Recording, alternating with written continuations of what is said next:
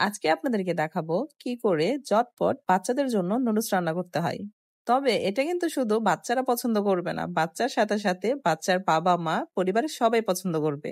আমি বানিয়েছিলাম আমার মেয়ের জন্য, কিন্তু তারপর দেখি আমার মেয়ের থেকে আমাদের পরিবারের সবাই বেশি খাচ্ছে আর সবার কাছেই অনেক বেশি ভালো লাগছে। প্রত্যেকবার একই রকম ভাবে নুডলস রান্না করে দিলে বাচ্চারা খেতে চায় না, সাথে বাসার সবাই ত্যক্ত হয়ে যায়।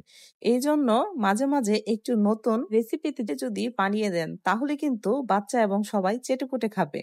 আর তখন আপনার বানানোটাও একদম সার্থক হবে। আপনাদের সাথে কথা বলতে বলতে আমি পেঁয়াজ আর তেল দিয়ে এখন ভালোভাবে ভেজে নিচ্ছি। এই নুডলসটা কিন্তু অনেক স্বাস্থ্যকর, কারণ আমরা নরমালি যে রকম নুডলস রান্না করি ওইখানে নুডলসটা সিদ্ধ করার পর পানিটা ফেলে দিতে হয়। আর আমি এখন যে নুডলসটা রান্না করতেছি এটার একটু পানিও ফেলে দিব না। যতক্ষণ পর্যন্ত লাল লাল করে পেঁয়াজগুলো ভাজা না হচ্ছে ততক্ষণ পর্যন্ত পেঁয়াজগুলোকে ভালোভাবে ভেজে নিব। এতক্ষণে আমার পেঁয়াজগুলো ভাজা হয়ে গেছে, এখন নুডলস গুলোকে দিয়ে দিব। এখানে আমি 5টা নুডলস নিয়েছি, মানে 5টা নুডলসের প্যাকেট নিয়েছি আর কি। তারপর নুডলস গুলো হালকা সিদ্ধ করার জন্য পরিমাণ মতো পানি অ্যাড করে নিচ্ছি।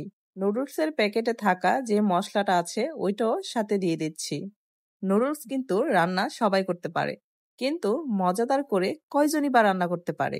আপনি যদি এই রেসিপিটা একটু ফলো করেন তাহলে বুঝতে পারবেন আপনার অন্য অন্য দিনের থেকে এই রান্নাটা একদমই আলাদা। আমি এরকম ভাবে বানানোর আগেও ভাবি নাই যে আমার বাসার সবাই এটা খেয়ে এতটা প্রশংসা করবে। তারপর এখন দিয়ে দিচ্ছি ভেজে রাখা ডিম, সাথে অ্যাড করে দিচ্ছি টমেটো সস। তারপর দিয়ে দিব 1 চা চামচ সয়া সস। নুডলসেতে আমি যা যা ব্যবহার করেছি সবগুলোই আপনারা আপনাদের পরিমাণ মতো দিয়ে দিবেন, একটু কম বেশি হলে কোনো সমস্যা নেই। এই জন্য আমি পরিমাপটা বলতেছি না। তবে আপনারা বাসায় যেভাবেই নুডলস রান্না করান না কেন, বাসায় একবার হলেও এভাবে ট্রাই করবেন। আর অবশ্যই আমাকে কমেন্ট বক্সে জানাবেন কেমন হয়েছে। এখন একটু সময় সস আর সয়া সস গুলো ভালোভাবে নেড়েচেড়ে একসাথে মিশিয়ে নিচ্ছি। হালকা একটু সময় নেড়েচেড়ে নিলেই রান্নাটা একদম কমপ্লিট হয়ে যাবে। আমার রান্নাটা এখন একদম কমপ্লিট হয়ে গিয়েছে। এখন পরিবেশনের পালা। নুডলস খাবো আর ভালো করে পরিবেশন করে খাবো না, এটা কি হয় বলেন তো?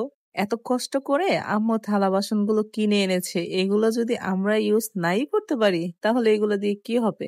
যদিও এগুলোর জন্য মাঝে মাঝে বকা শুনি, বাট মায়ের বকা তো ইটস নর্মাল।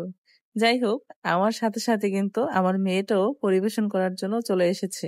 এই যে দেখেন, ওর ছোট ছোট হাতগুলো দিয়ে কত সুন্দর করে পরিবেশন করে দিচ্ছে আমাকে।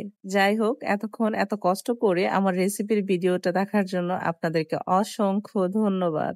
গুড বাই, টাটা, ভালো থাকবেন। নেক্সট ভিডিওর জন্য ওয়েট করবেন।